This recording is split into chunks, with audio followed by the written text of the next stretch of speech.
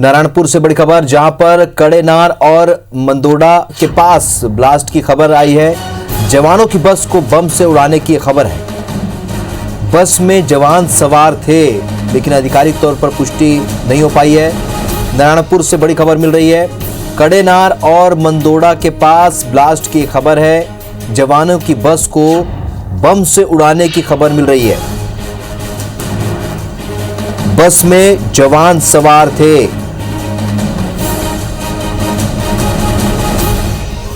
बड़ी खबर मिल रही है नारायणपुर से, जहां पर जवानों की बस को बम से उड़ाने की खबर आ रही है। अशफाक अहमद हमारे सहयोगी फोन लाइन पर जुड़ चुके हैं। अशफाक, ये खबर की क्या अब तक पुष्टि हो पाई है? जी हाँ, देखिए राहुल, खबर की अब तक की तो पुष्टि नहीं है, लेकिन एक बड़ी खबर जो है नारायणपुर और कड़ेनार मार्ग से आ रही है कि डीआरजी से भरी हुई बस जो है वो कड़ेनार की ओर जा रही थी और इस बीच माओवादियों ने बस को निशाना बनाया है। माओवादियों ने बस को विस्फोट कर दिया और बस वहां पे क्षतिग्रस्त हो गई है। मौके से ये खबर आ रही है कि कुछ जवान उससे घायल है।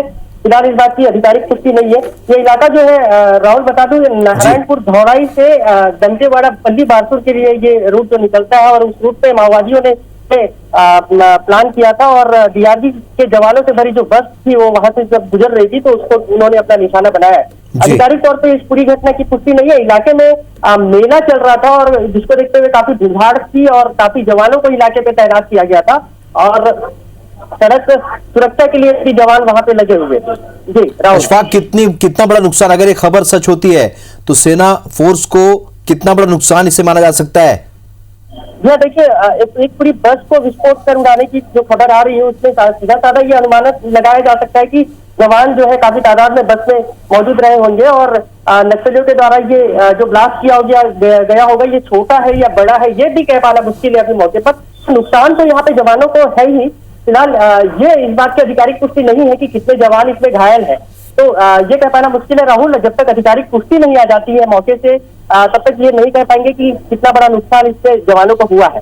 जी अशफाक, ये जानना चाहेंगे, आपकी क्या अधिकारियों से बात हुई है? क्या उनके पास भी ये सूचना है कि इस तरह की कोई घटना हुई है? जी हाँ, देखिए, लगातार अधिकारियों से कांटेक्ट करने का प्रयास हमारे द्वारा किया जा रहा है और अधिकारियों के द्वारा तो ये खबर आ रही है कि इलाके पे नक्सलियों के द्वारा ब्लास्ट किया गया है और एक बस जो है उसका एक्सीडेंट हुआ है। तो अधिकारी जो है खुले रूप से ये क्लियर नहीं कर पा रहे हैं कि घटना किस तरह की है, क्योंकि अभी जस्ट थोड़ी देर पहले जो है ये घटना हुई है, तो अधिकारियों को भी मामले का क्लियर नहीं है। फिलहाल मौके के लिए जो है धौड़ाई जो पास का उपस्वास्थ्य केंद्र है वहां से 108 रवाना हुआ है और आसपास के कैंपों के जो जवान है वो राहत कार्य के लिए लगे हैं। अशफाक, आपको रोकूंगा, आप हमारे साथ बने रहिए। नरेश मिश्रा हमारे सहयोगी इस वक्त इस खबर पर जुड़ चुके हैं। नरेश, क्या कुछ जानकारी, क्या इसमें कोई अपडेट आया है इस खबर पर? देखिए, आधिकारिक पुष्टि तो अभी नहीं आई है, लेकिन जो जमीन से जो सूचनाएं मिल रही हैं उसमें मालूम चल रहा है कि करीब 8 के करीब जवान इसमें घायल हुए हैं। काफी बड़ा विस्फोट था ये। करियामेटा, मंदोड़ा और कड़ेनार जो कैंप का क्षेत्र है इसके आसपास के इलाके में ही हुआ है और जैसा अशफाक बता रहे थे कि बैकअप पहुंचाने की कोशिश की जा रही है इन घायलों को वहां से निकालने के लिए। देखिए, काफी पहुंचविहीन इलाका है और मुख्य रूप से दंतेवाड़ा और नारायणपुर को जोड़ने के लिए सड़क बनाई जा रही है और पिछले कुछ समय से आवागमन भी थोड़ा थोड़ा शुरू हुआ था। ग्रामीण वहां से आना जाना कर रहे थे और लगातार नक्सलियों के विस्फोटक यहाँ से बरामद हो रहे थे और ऐसे में किन परिस्थितियों पे बस का इस्तेमाल किया गया या वाहन का इस्तेमाल किया गया जिसमें जवान सवार थे, ये कुछ समय में हो सकता है इस पर स्थिति साफ करे पुलिस अपनी तरफ से। जी नरेश, अभी तक के देखने में आया, जो अभी तक के जो ऑपरेशन चले हैं वो इनपुट के आधार पर चले और काफी हद तक फोर्स को सफलता भी मिली है। अगर इस तरह की ये घटना हुई है तो क्या यहाँ पर फोर्स की चूक हो सकती है या जानकारी नहीं मिल पाई, किस तरह की घटना हो सकती है, यहाँ पे ब्लास्ट किया जा सकता है? देखिए, पिछले कुछ समय से तो हालात काफी बदले हुए हैं और यहाँ तक कि विस्फोटक भी जो इस्तेमाल करते हैं नक्सली उन्हें भी काफी बड़ी संख्या में पुलिस बरामद कर लेती है। लेकिन इस तरह की वारदातें कई बार एक तरह से तत्काल सूचना न मिल पाना या ऐसे जो बहुत मुश्किल और नए इलाके हैं वहां पर ऐसी घटनाओं का रिस्क हमेशा बना रहता है। और पिछले अगर आप 2 सालों में देखेंगे कि ये एक स्ट्रेटेजिक रोड है और नक्सलियों को अबुझमाड़ से अलग करती है, कोंडागांव को पूरी तरह से नक्सल मुक्त कर देगी, पूर्वी डिवीजन को एक तरह से नक्सलियों के खत्म करेगी, तो काफी बड़ा नुकसान है। तो आप देखें 2 सालों में नक्सलियों ने कई कोशिशें यहाँ की हैं और इन कोशिशों में बहुत ज्यादा नुकसान फोर्स को नहीं हुआ है जी। लेकिन उसके मुकाबले ये ऐसा लगता है कि तात्कालिक तौर पर तैयार किया गया कोई विस्फोटक होगा जिसलिए चपेट में जवान आए हैं। जी नरेश, अभी कुछ दिनों पहले ही गृह मंत्री सरकार से बातचीत की बात सामने आई थी, नक्सली बात करना चाहते हैं और इसे लेकर गृह मंत्री का भी बयान सामने आया था। अगर इस तरह की घटनाएं होती हैं तो बातचीत का रास्ता फिर आगे क्या होगा, क्या बातचीत संभव हो पाएगी? देखिए ऐसा लगता तो नहीं है क्योंकि उन्होंने भी अपनी तरफ से शर्त रखी थी बातचीत के लिए कि पैरामिलिट्री फोर्सेस की वापसी हो। एक उसमें से एक अहम शर्त थी रिहाई और इसके अलावा भी शर्त नक्सलियों ने रखी थी, लेकिन और सरकार ने भी ये साफ किया था कि कोई शर्त पर आधारित कोई बातचीत या शांति स्थापना की तरफ कदम बढ़ाने की कोई बात मुश्किल है।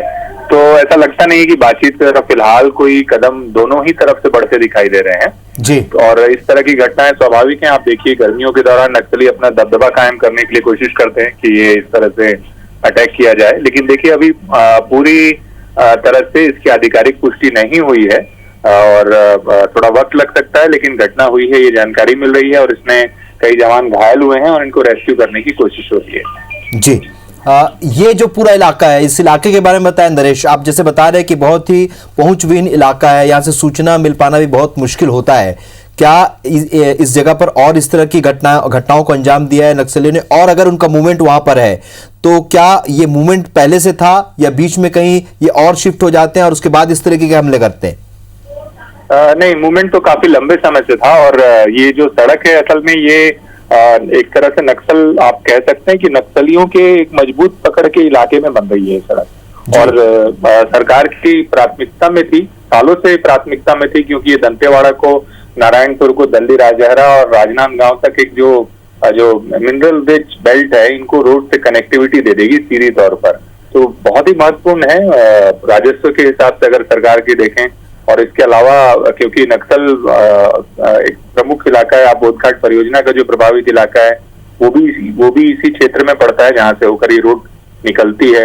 नक्सलियों का पूर्वी डिवीजन जो कि कोंडागांव और बस्तर जिले की सरहद को छूता है वो भी हिस्सा इससे जुड़ा हुआ है और इसके साथ साथ जो इंद्रावती का जो इलाका है, जो बीजापुर और का जो क्षेत्र है जहां पर नक्सलियों की पकड़ है अच्छी खासी, और नेशनल पार्क का जो इलाका है, जिन इलाकों में फोर्स, कैंप और शासन की बुनियादी सुविधाएं नहीं पहुंची है, उनका भी एक हिस्सा इससे कहीं ना कहीं सोर्स से संपर्क में आता है। तो यहाँ अगर कैंप स्थापित होंगे तो आने वाले समय में उन इलाकों को पुलिस ज्यादा आसानी से डोमिनेट कर पाएगी और नक्सलियों को पीछे धकेलेगी उन इलाकों में। जी नरेश, आप बता रहे हैं यहाँ पर पहले से इनपुट था कि इस तरीके की घटना को अंजाम दे सकते हैं। इस बीच नरेश आपको बता दें कि डीजीपी ने इस घटना की पुष्टि कर दी है कि ये ब्लास्ट हुआ है, लेकिन अभी भी पूरी जानकारी नहीं है। डीजीपी ने अगर पुष्टि की है नरेश, तो ये जाहिर सी बात है एक बड़ी घटना को अंजाम यहाँ पर नक्सलियों ने दिया है। अगर ये घटना अब जैसे पुष्टि कर रहे डीजीपी, तो आगे किस तरीके से एक्शन कर सकती है फोर्स अब आगे?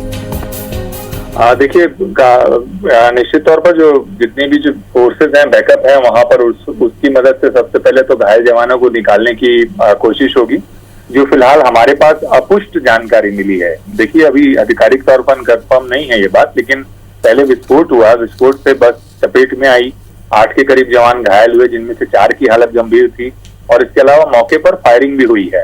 इस तरह की सूचनाएं भी आ रही हैं, लेकिन अभी क्योंकि ये इलाका ऐसा है कि जहां मोबाइल नेटवर्क तक उपलब्ध नहीं है, तो जब तक फोर्सेज उन इलाकों में ऑपरेशन नहीं करती तब तक वहां से कोई साफ तस्वीर सामने नहीं आएगी। और जहां तक आप कह रहे हैं कि बैकअप की बात है, तो दोनों तरफ जो कैंप है उन इलाकों से उनको अलर्ट किया गया है और वहां से जो अतिरिक्त पार्टी है वो उनको मौके पे रवाना की गई है। खड़ेमेटा से ज्यादा दूर ये नहीं बताया जा रहा है, तो इसलिए ऐसा लगता है कि जो रीइंफोर्समेंट है वो वहां पर पहुंच चुकी है और उनको वहां से निकालने की कोशिश हो रही है। फिलहाल ऐसा समझ में आता है क्योंकि दिन का वक्त है और ये ज्यादा मुश्किल नहीं होना चाहिए फोर्सेस के लिए।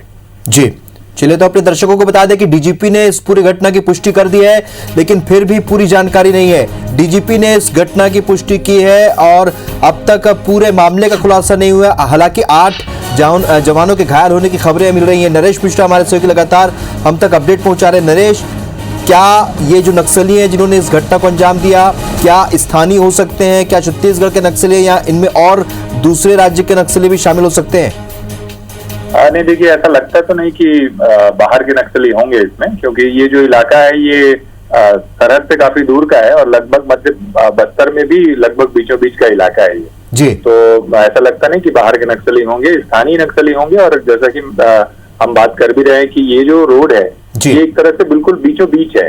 आप अगर नारायणपुर, कोंडागांव, बस्तर और दक्षिण बस्तर का हिस्सा देखेंगे, बीजापुर और सुकमा का जो इलाका, तो इनके बीचों बीच की ये सड़क है। काफी महत्वपूर्ण सड़क है ये और बहुत सालों पहले करीब आज से 1998 के बाद से आवागमन इस सड़क पर नहीं था। नक्सलियों ने इसको अपने जो मुक्त इलाका है उसमें शामिल करने के लिए इस सड़क को ब्लॉक कर दिया था।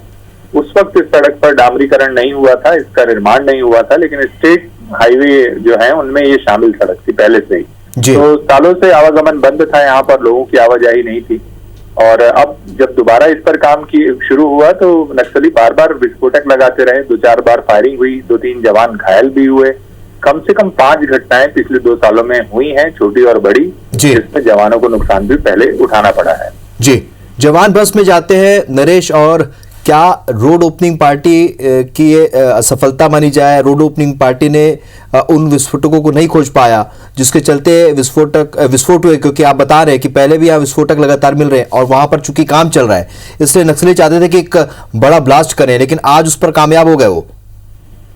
जी हाँ, देखिए ये तो मौके पर जब जो तस्वीरें सामने आएंगी उसी से ये समझ में ठीक तरीके से आएगा कि किस तरह से आईडी प्लांट किया गया था यहाँ पर। क्योंकि आप देखिए पिछले कुछ समय से ये भी देखने में आ रहा है कि त्वरित तौर पर आप अगर नारायणपुर में ही सिलसिलेवार जो 4 घटनाएं हुई अलग अलग, जिसमें जवान घायल हुए अलग अलग ब्लास्ट की वजह से, और दंतेवाड़ा में भी कुछ समय पहले ये घटनाक्रम हुआ जिसमें जवान बहुत बुरी तरह से गंभीर रूप से घायल होने के बाद उसकी तत्काल मौके पर मौत हो गई थी। इन सभी जगहों पर एक स्मॉल एक्शन टीम के ग्रुप ने तुरंत ही आईडी को प्लांट किया था।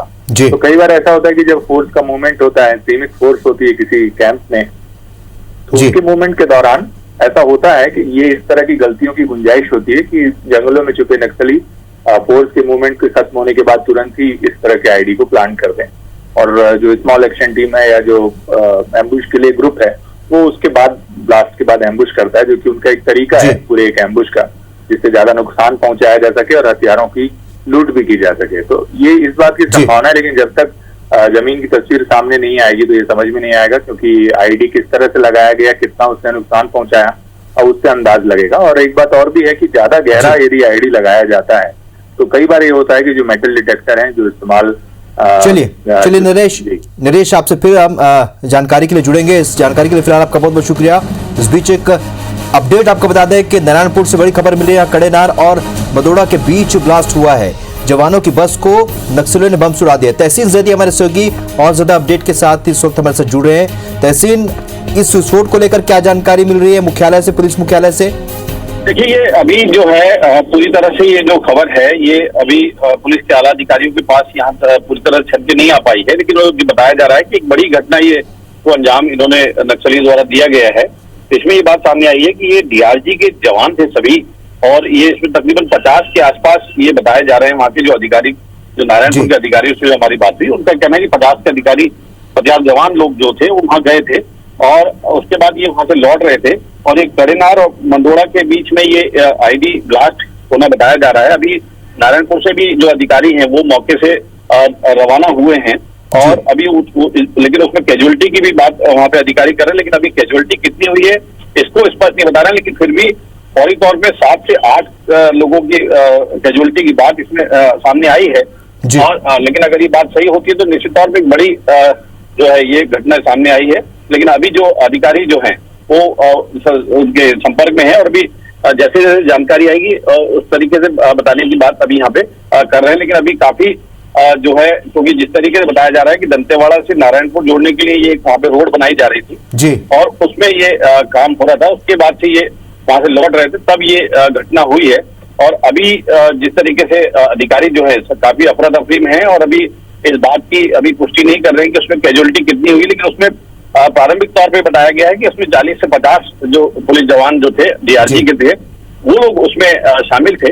और अभी इसमें कैजुअलिटी की भी बात इसमें अधिकारी कर रहे हैं, लेकिन अभी कितनी कर रहे हैं अभी इस बात की पुष्टि नहीं की उन्होंने। जी चलिए तहसीन, आप जिस तरीके से बता रहे हैं कि 40 से 50 जवान अगर बस में सवार होकर जा रहे थे, तो जाहिर सी बात अगर वहां ब्लास्ट किया गया तो एक बड़ी घटना हुई है और जरूर उस पर आगे भी बड़े बड़े अपडेट हमारे सामने आ सकते हैं। फिलहाल बैकअप की बात करें, नरेश मिश्र बता रहे थे कि जो आसपास के कैंप है वहां से फोर्स मूवमेंट करने लगी है उस ओर जहां पर घटना हुई है। यहां से भी कोई जानकारी मिल रही है क्या? यहां से भी कोई फोर्स वहां पर भेजी जाएगी क्या, या वहां से और कोई व्यवस्था भी की जाएगी? ये जो अभी नक्सल ऑपरेशन से जो जुड़े अधिकारी हैं उनसे जो अभी फौरी तौर पे जो बात हुई है, उनका ये कहना है कि वहां पे हर संभव मदद पहुंचाई जाएगी और एक चॉपर जो है उसको भी रवाना करने के भी आदेश दिए गए अभी, लेकिन ये स्पष्ट नहीं किया उन्होंने कि जगदलपुर से जाएगा कि रायपुर से जाएगा। लेकिन हालांकि जगदलपुर में भी वहां पे रहते कैंप किए रहते हैं जो हेलीकॉप्टर हैं, जो चॉपर्स हैं सेना के और बीएसएफ के, तो उनको अभी मूवमेंट करने के लिए लिया गया है। लेकिन अभी इस पूरी तरह से क्लियर नहीं कर रहे हैं कि अभी इसमें अगर कैजुअलिटी हुई है तो कितने लोग की हुई, लेकिन ये स्पष्ट बताया गया है कि उसमें डीआरजी के जवान थे और 40 से 50 की संख्या में थे जो ऑपरेशन के बाद लौट रहे थे। अभी जिस तरीके से वहाँ के जो एडिशनल एसपी है वो भी मौके के लिए रवाना हुए हैं और अभी एसपी जो हैं उनसे हमारी बात अभी नहीं हो पाई, लेकिन इसमें ये बताया जा रहा है कि एक बड़ी घटना ये सामने आई है कि उसमें एक आईडी ब्लास्ट इसमें किया गया है। जिस तरीके से अभी जो बात सामने आ रही है उसमें बस जो होती है, क्योंकि बस में कम से कम 35 लोग होते हैं या 35 से ज्यादा लोग होते हैं, तो उसमें जिस तरीके से बताया जा रहा है कि इसमें 40 से 50 लोग इसमें थे जो डीआरजी के जवान थे, ऑपरेशन से लौट रहे थे, तब ये बड़ी घटना एक सामने आई है जो कड़ेनार और मंदोड़ा के बीच में हुई। अभी हालांकि इस बात की पुष्टि नहीं हुई है और अभी डीजीपी जो हैं वो भी सतत संपर्क में है। अभी उनके पास जो जानकारी आ रही है उसके बाद वो क्लियर होगा कि इसमें वस्तुस्थिति क्या है। जी अगर घायल मिलते हैं तो क्या किया जाएगा तहसीन आगे? क्या उसे लेकर कोई जानकारी मिल पाई है क्या? किस तरीके से क्या उन्हें एयरलिफ्ट किया जाएगा और किस तरीके से कहां पहुंचाया जाएगा? क्या इसे लेकर कोई जानकारी मिल रही है मुख्यालय से? निश्चित तौर पे उसमें जिस तरीके से जो अभी यहाँ के जो आला अधिकारी हैं नक्सल ऑपरेशन से जुड़े हुए और डीजीपी जो हैं उन्होंने भी इस बात को निर्देशित किया है कि उसमें हर संभव वहाँ पे मदद पहुंचाई जाए, बैकअप पार्टी वहाँ पे पहुंचाई जाए। उसके अलावा जो गंभीर रूप से घायल उनको तत्काल, जैसे कि पहले भी कई हमलों में जो गंभीर घायल है उनको रायपुर रेफर किया जाता है, तो अब ये उसमें देखने वाली बात होगी जो प्रारंभिक उनको उपचार करने के बाद उनको रायपुर लाया जाता है या अगर वो हल्के चोट है तो उनको वहीं जो स्थानीय जो जगदलपुर हॉस्पिटल है वहां पे रेफर करके उनको इलाज किया जाएगा। लेकिन अभी तक जो बात सामने आई कि आईडी ब्लास्ट में इस तरीके के जो हमले होते हैं उसमें कई गंभीर रूप से घायल होते हैं, उनको रायपुर ही लाया जाता है। तो अभी ये देखने वाली बात होगी कि कितने लोगों को रायपुर लाया जा रहा है। जी तहसीन, वहां पर क्या अभी ब्लास्ट के बाद भी क्या नक्सलियों की मौजूदगी के खबर है? क्या वहां पर अधिकारी क्या कह रहे हैं? क्या वहां पर अब भी नक्सली मौजूद हो सकते हैं?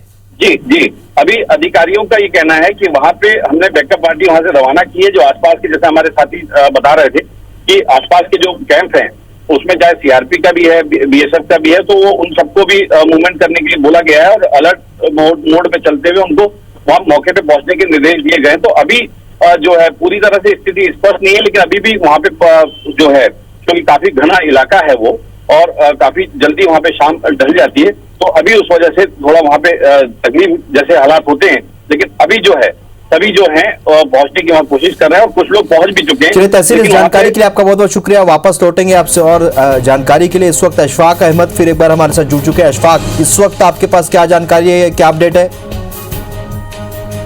जो है मौके के लिए ये 108 का जो हमला है वो निकल चुका था और घायल जवानों को, कुछ जवानों को वहां से निकाला गया है, ये खबर आ रही है। और पास से एक धौड़ाई स्वास्थ्य केंद्र में घायल जवानों को लाया गया है और उनका इलाज जारी किया गया है। फिलहाल पुलिस का हमला जो है वो राहत कार्य में लगा हुआ है और आधिकारिक तौर पर अभी भी इस पे किसी प्रकार की पुष्टि नहीं आ पाई कि जवान इस पे घायल है और क्या कुछ हुआ है वहां पर। चलिए 108 वहां से रवाना हुई अशफाक, आप बता रहे हैं क्या और कैजुअलिटी की खबरें भी हैं? क्या शहीद जवान, ऐसा भी हो सकता है क्या वहां पर कोई जवान शहीद भी हुए होंगे? क्या उसे लेकर कोई जानकारी मिल पा रही क्या? देखिए आधिकारिक तौर पर घटना की कोई भी जानकारी अब तक निकल के नहीं आ रही है, क्योंकि जो अधिकारियों का जो ये तो वो सारा राहत कार्य पे लगा हुआ है और लगातार हमारे द्वारा अधिकारियों से संपर्क करने की कोशिश की जा रही है और अधिकारी इस बात की पुष्टि भी नहीं कर पाए हैं कि कितने जवान उस पर घायल है। घटना हुई है, काफी बड़ी घटना की खबर वहां से मौके से आई हुई है और 8 से 9 जवानों के घायल होने की घटना यहाँ से हमको क्लियर आ रही है। फिलहाल आधिकारिक तौर पर इसकी जो है ये जानकारी स्पष्ट नहीं हो पाई है। जी अशफाक, अब तक वरिष्ठ अधिकारी इसकी पुष्टि नहीं कर रहे हैं। हमारी वरिष्ठ अधिकारियों से संपर्क करके इस पूरे घटनाक्रम को लेकर उनके बारे में हम बातचीत करने की कोशिश कर रहे हैं, लेकिन क्या आपके पास अब तक जानकारी आई है, बताएं दर्शकों के लिए। देखिए, हमारे पास जो जानकारी की वो ये है कि जवानों से जो भरी बस है वो कड़ेमेटा से लौट रही थी और इस दौरान मंदोड़ा के पास माओवादियों ने आईडी ब्लास्ट किया है, जिसमें जवानों से भरी बस जो है वो मौके पर पलट गई है। इस पूरे घटनाक्रम में 7 से 8 जवानों के घायल होने की वहां से खबर आ रही है। फिलहाल इस पूरे घटनाक्रम की आधिकारिक तौर पर पुष्टि तो नहीं है, लेकिन अब तक ये बताया जा रहा है कि घटना के बाद जवान जो है राहत कार्य पे लग गए हुए थे और मौके के लिए 108 का दल भी वहां पे रवाना हुआ था और कुछ चलिए आप नजर बनाकर रखिए, आपसे वापस हम संपर्क करेंगे। वरिष्ठ अधिकारी इसकी पुष्टि कर रहे हैं। ऐसा बताया जा रहा है कि डीआरजी के 8 जवान इसमें घायल हुए हैं। इस घटनाक्रम की तो पुष्टि हुई है, लेकिन इसमें कितना नुकसान पहुंचा है इसको लेकर फिलहाल कोई स्पष्टीकरण नहीं है। अपने दर्शकों को बता दें कि बहुत लंबे समय तक खामोशी के बाद एक बार फिर नक्सली घटनाक्रम सामने आया। कडेनार और मंदोड़ा के पास में एक ब्लास्ट हुआ, आईडी ब्लास्ट किया और जवानों की बस को टारगेट किया। नक्सलियों ने बस को उड़ा दिया है। बस में डीआरजी के जवान सवार थे। 7 से 8 जवान इसमें बुरी तरह जख्मी होना बताए गए हैं और उनको लेने के लिए 108 जो एम्बुलेंस है वो भी रवाना हुई। धौड़ाई और पल्लीनार के बीच में विस्फोट होना बताया गया। प्राथमिक उपचार केंद्र तक उनको शुरुआती तौर पर जवानों को ले जाने की बात ये भी सामने आई। इस घटनाक्रम की तो पुष्टि हुई है कि ऐसा घटनाक्रम हुआ है, लेकिन इसमें क्या कोई कैजुअलिटी है, क्या कोई नुकसान हुआ है, इसके बारे में फिलहाल कोई पुख्ता जानकारी नहीं मिल पा रही। नारायणपुर से बड़ी खबर आपको बता रहे हैं। कडेनार से कनार गांव लौट रही थी बस और इसमें जवानों को टारगेट करते हुए ब्लास्ट कर दिया। 8 जवान इसमें जख्मी हुए हैं। डीजीपी ने इस घटना की पुष्टि की है। बड़ी खबर आपको बता दें, डीजीपी ने इस घटना के होने की जानकारी की पुष्टि की है। कडेनार से कनार गांव लौटती बस को नक्सलियों ने टारगेट किया है।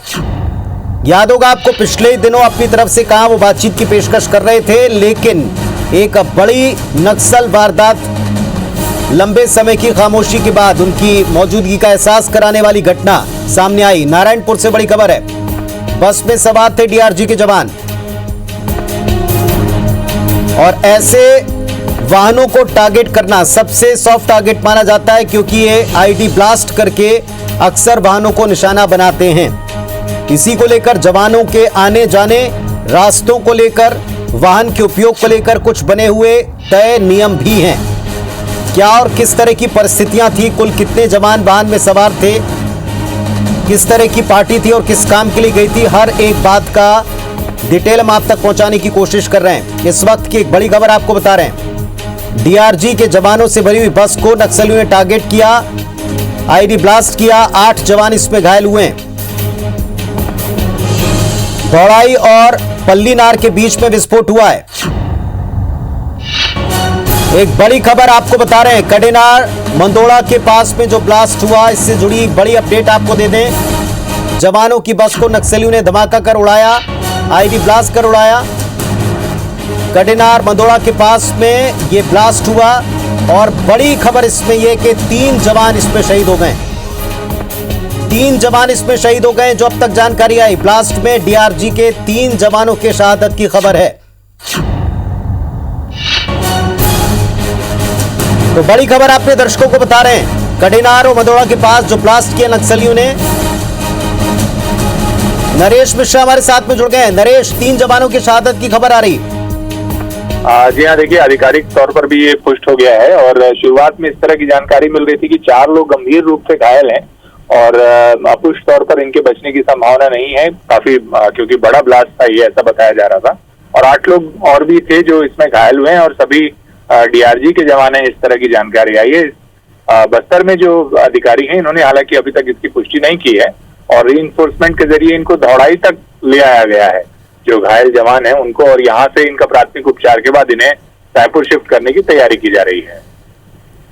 नरेश, थोड़ा विस्तार से दर्शकों को बताएं, ये डीआरजी के जवान थे, वाहन में सवार थे, आईडी ब्लास्ट हुआ, पूरा घटनाक्रम थोड़ा बताएं कि अभी तक कितने मामले की पुष्टि हो रही है और किस स्तर के ऊपर अभी राहत कार्य चल रहा है। देखिए, ये जानकारी मिल रही है कि पिछले 2-3 दिनों से इस पूरे इलाके में एक बड़ा ऑपरेशन प्लान किया गया था और उसी के लिए जो पैरामिलिट्री फोर्स है, डीआरजी के जवान है, ये इस इलाके में सक्रिय थे और डीआरजी के जवान खड़ेमेटा इलाके में इससे पहले भी कई बड़े ऑपरेशन कर चुके हैं।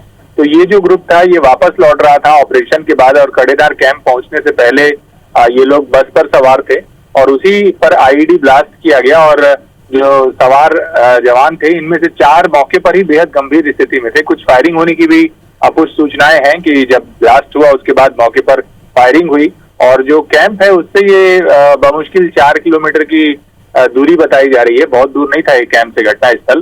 तो ब्लास्ट के बाद रीइंफोर्समेंट भेजा गया, दौड़ाई से भी पार्टी एक्टिव की गई और इसके बाद इन लोगों को करीब 1 घंटे पहले यहाँ से वापस निकालना शुरू किया गया और ऐसा जानकारी मिल रही है कि करीब 8 और ऐसे लोग हैं जो घायल हैं इसमें। फिलहाल 3 की पुष्टि डीजीपी डीएम अवस्थी की तरफ से होने की सूचना मिली है कि 3 जवान इस घटनाक्रम में शहीद हुए हैं। कुल कितने जवानों की पार्टी निकली थी नरेश, ये दर्शकों को भी पता है, आपको आप जानकारी दे रहे थे कि इस पूरे इलाके में एक ऑपरेशन प्लान हो रहा था, तो कुल कितने जवान गए थे, क्या कोई मिसिंग है, कितनी वहां पर कोई जमावट नक्सलियों की थी, अगर फायरिंग हो रही है तो इसके बारे में कोई डिटेल?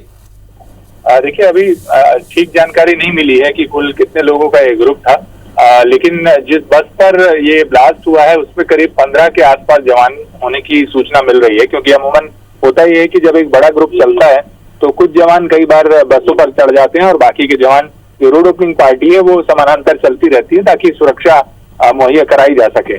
तो ये एक बात आ रही है सामने, लेकिन क्योंकि अब तक आधिकारिक तौर पर जो पूरा घटनाक्रम है उसके बारे में कोई जानकारी अफसरों की तरफ से नहीं है, इसलिए कुछ जानकारी नहीं है। दूसरी बात यह है कि ये जो इलाका है पहुंच विहीन इलाका है और जो नेटवर्क है वो भी इस इलाके में नहीं है और काफी पिछड़ा इलाका है, तो इसकी वजह से जो सूचनाएं हैं उनको भी बाहर आने में थोड़ा वक्त लग रहा है। लेकिन फिलहाल ये जानकारी मिली है कि जो ब्लास्ट के बाद जो घायल जवान थे, जो शहीद हुए जवान थे, इन सभी को वहां से निकाल लिया गया है, दौड़ाई में इनको लाया गया है, लेकिन कुल ऑपरेशन के लिए कितने लोग थे शामिल इस टुकड़ी में ये अभी साफ नहीं है। ये सूचना जरूर मिली है कि 15 के करीब जवान बस से सवार थे। तो पिछले दिनों जिस तरीके से एक पत्र लिखकर सबसे पहले ऑपरेशन के ऊपर ही उन्होंने एक शर्त रखी थी और उस पूरे इलाके में एक जो ऑपरेशन चलना या आगे एक तैयारी इसकी होनी थी, इसी को टारगेट करना दिखता है नरेश? देखिए, पत्र पे तो इस बात का जिक्र किया गया था कि केवल शांति की स्थापना तब हो सकती है जब ही उनकी शर्तों पर गौर किया जाए या उन शर्तों को मान लिया जाए। तो ये और इस दौरान नक्सली घटनाक्रम कहीं रुका नहीं था। अगर आप देखें तो सिलसिलेवार कई आईडी ब्लास्ट हुए हैं जिसमें कई जवानों को नुकसान हुआ है और विशेष बात यह कि नारायणपुर इलाके में इस तरह के आईडी ब्लास्ट ज्यादा हो रहे थे। आने जाने को लेकर एक पूरा प्रोटोकॉल है, रोड ओपनिंग पार्टी जैसा बता रहे साथ ही चलती है, वाहनों के इस्तेमाल को लेकर एक प्रोटोकॉल है, क्या कोई भी खबर मिल रही है कि किसी स्तर पर कोई चूक हुई हो? देखिए, अमूमन घटनाक्रम जब होते हैं तब किसी न किसी प्रोटोकॉल का फेलियर जरूर होता है, तभी ये इस तरह के घटनाक्रम होते हैं और यहाँ पर भी ऐसा हुआ होगा इस बात की संभावना है। लेकिन ये आईडी कितना पुराना था और कब इसे लगाया गया, ये सब जब सूचनाएं मिलेंगी तब पूरी तस्वीर साफ होगी। पर फिलहाल ऐसा लगता है कि कहीं ना कहीं ये एक मिसिंग हुई होगी कि पार्टियों को कहां से और कैसे निकलना था वहां से, या किस रास्ते का वो चुनाव कर रही थी, कहां जा रही थी, और उससे पहले जो एक स्टैंडर्ड ऑपरेटिंग प्रोसीजर था वो उसका पालन किया गया कि नहीं, ये जब स्पष्ट होगा तब ये साफ होगा कि चूक किस जगह पर हुई, कैसे हुई। फिर भी एक बात तो साफ है कि ऐसे मुश्किल इलाके में जहां पर लगातार आप आईडी रिकवर कर रहे हैं, घटनाएं हो रही हैं बार बार, उन सभी जगहों पर अगर ये नौबत आती है कि आप बस का इस्तेमाल करें परिवहन के लिए, आने जाने के लिए, तो ये वर्षों पुराना घटनाक्रम का एक तरह से दोहराव ही है, कहना चाहिए। आपने सालों देखा है बस्तर इलाके में। अपने दर्शकों को नरेश हम सिलसिलेवार तरीके से बता दें, तकरीबन 1 से 1.5 घंटे पहले ये खबर मिली कि कुछ जवान जख्मी हुए, लेकिन इस पूरे घटनाक्रम में जो बातें अब तक सामने आई, दौड़ाई और पल्लीनार के बीच में एक आईईडी विस्फोट हुआ और विस्फोट के टारगेट के ऊपर वो बस थी जो जवानों को लेकर आ रही थी और इनकी संख्या 10 से 15 हो सकती है, क्योंकि बताया गया कि जो 4 जवान थे बुरी तरह जख्मी थे। बाद में अब खबर आई कि इसमें जो 3 जवान हैं वो शहीद हो गए हैं, 8 और जवान हैं जो बुरी तरह जख्मी हैं। इनको वहां प्राथमिक उपचार केंद्र धौड़ाई तक ले जाया गया और वहां से इन्हें रायपुर लाया जा सकता है। राजेश मिश्रा हमारे साथ में जुड़ रहे हैं, हमारे सहयोगी। राजेश, क्या अपडेट मिला इस मामले में?